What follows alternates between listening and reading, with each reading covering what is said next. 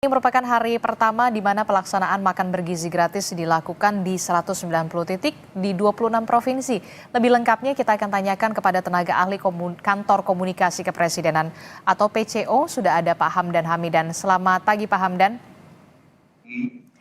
Tadi sempat terputus ya komunikasi kita Pak Hamdan. Pak Hamdan, jadi ini kan hari pertama pelaksanaan makan bergizi gratis. Bisa dijelaskan dulu sebenarnya apa tujuan dari makan bergizi gratis ini, manfaatnya dan juga latar belakangnya sebenarnya, Pak Hamdan? Terima kasih atas pertanyaan. Mohon maaf sebelumnya. Jadi program makan bergizi gratis merupakan program hasil terbaik cepat yang diinisiasi oleh Presiden Prabowo dan Mas Gibran untuk memberikan asupan gizi seimbang kepada ibu hamil, balita, anak sekolah dari level PAUD hingga SMA serta santri. Jadi program ini adalah suatu investasi besar untuk menciptakan generasi Indonesia yang lebih sehat, lebih cerdas, dan lebih sejahtera. Nah, kita tahu bahwa fakta sekitar 30% siswa-siswi Indonesia mengalami anemia. Dan kita tahu bahwa iron deficiency anemia ini berpengaruh terhadap kemampuan akademik mereka. Dan juga yang tidak kalah penting, 40% para siswa-siswi datang ke sekolah tanpa sarapan. Sehingga kita juga mengetahui fakta lainnya sekitar 50% siswa-siswi kita belum memiliki pola makan yang sehat. Dengan kata lain, gizi yang mereka terima belumlah seimbang. Oleh sebab itu, program makan bergizi gratis hadir untuk memberikan asupan gizi yang seimbang agar kita dapat meraih Indonesia Emas 2045. Indonesia Emas 2045 tentunya mensyaratkan generasi Indonesia yang sehat, yang cerdas, dan sejahtera. Oke, jadi ada berbagai macam latar belakang yang kemudian akhirnya Pak Prabowo dan juga Mas Gibran ini menginisiasi dan juga merealisasikan akhirnya hari ini makan bergizi gratis 6 Januari 2025. Dan memang ini program akan berlangsung program jangka panjang begitu ya, makan bergizi gratis ini. Dan dimulai di hari pertama ini ada 190 titik kalau tidak salah di 26 provinsi. Nah, karena ini merupakan program jangka panjang begitu ya, Mas Hamdan, saya ingin bertanya kemudian apa selanjutnya indikator dikatakan makan bergizi gratis itu berhasil ataupun tidak berhasil? Ya, jadi untuk tahun 2025 target penerima manfaatnya adalah setidaknya 15 juta penerima manfaat. Yang terdiri dari ibu hamil, menyusui, balita, siswa PAUD, TK hingga SMA serta santri dan siswa-siswi jurusan keagamaan lainnya. Jadi itu target yang pertama di tahun 2025, penerima manfaatnya adalah setidaknya 15 juta. Kemudian memang secara bertahap program ini akan menyasar hingga di tahun kelima, yaitu di tahun 2029, target penerima manfaatnya adalah 82,9 juta penerima manfaat.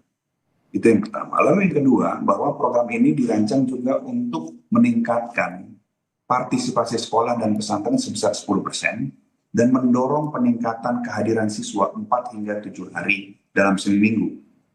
Lalu yang tidak kalah penting adalah BGN, Badan Gizi Nasional, juga rutin mengecek perkembangan dari penerima manfaat.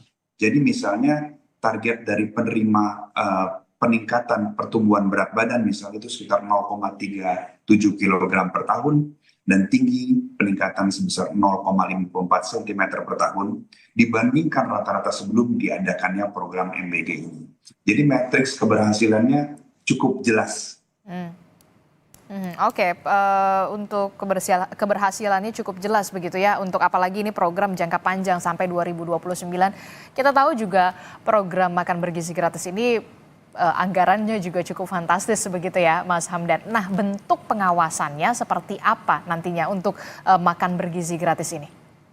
Ya, jadi tentunya program ini diawasi secara spesifik dan khusus oleh Badan Gizi Nasional secara nasional. Kemudian di setiap titik ada SPPG, Satuan Pelayanan dan Pemenuhan Gizi, yang terdiri dari tiga manajemen, yaitu pertama adalah kepala kantornya, lalu ada ahli gizinya yang menentukan angka kecukupan gizinya berdasarkan bahan pangan lokal yang tersedia, lalu kemudian juga ada akuntannya yang menjaga tata kelola manajemen keuangan yang baik, lalu kemudian yang tidak kalah penting juga ada Pemda, kemudian ada sekolah-sekolah, dan para murid ataupun siswa-siswi yang menerima setiap hari makan bergizi gratis. Jadi program ini tentunya adalah program pemberian makan yang bersifat setiap hari. Jadi setiap hari masyarakat, siswa, siswi, pendamping sekolah dapat melihat sendiri kualitas makanan dan higienitas serta pelaksanaannya.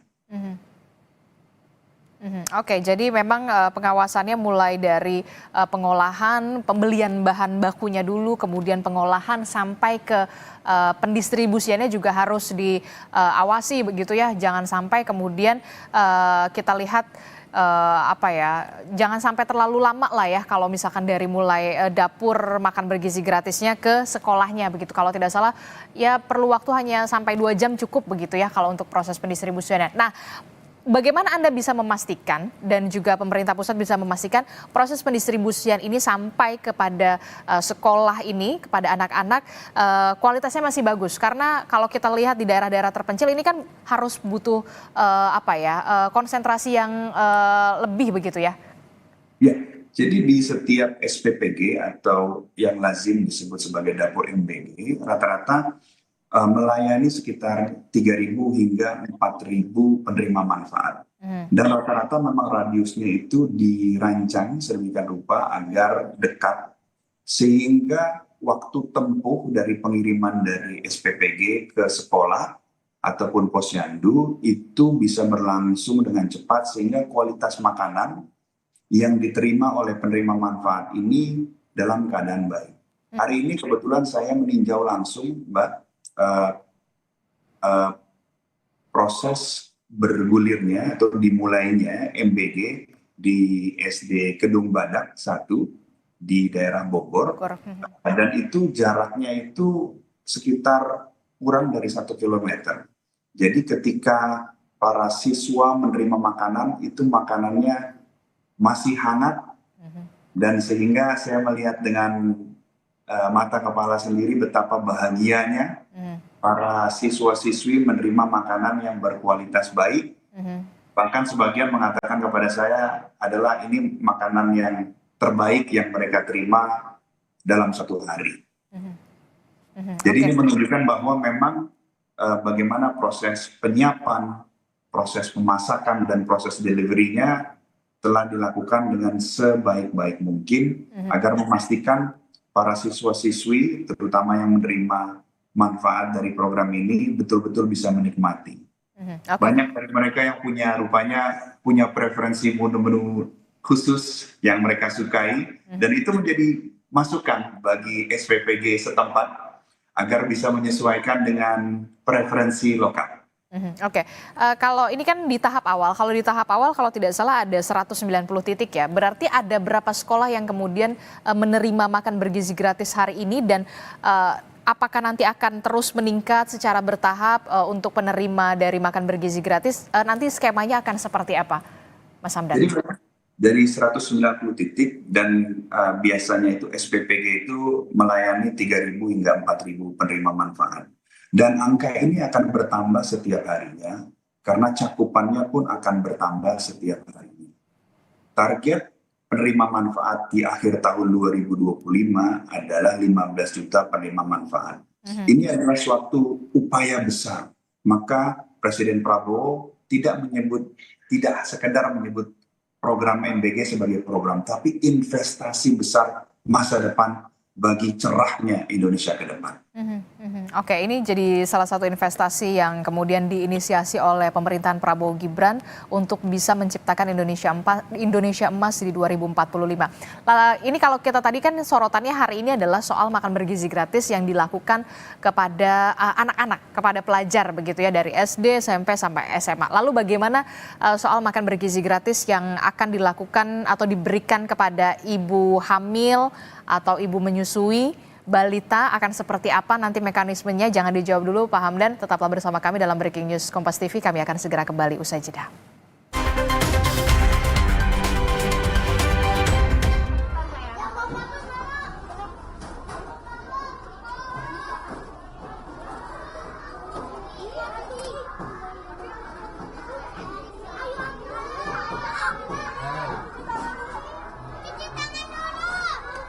Masuk, ambil dulu ini, ambil, simpan ke kelas.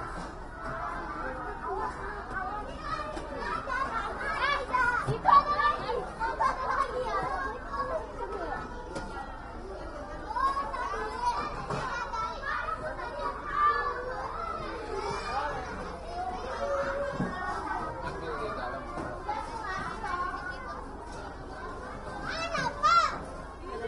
Dalam tanyain. Siapa yang tadi ngambil lebih? Ya. Jangan dulu dibuka.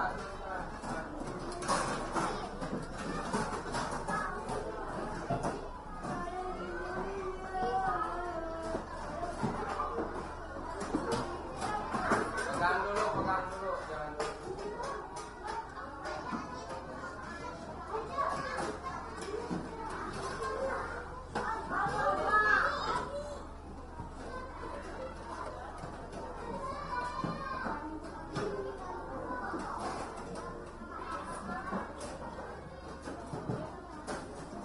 Bukunya masukin tas dulu.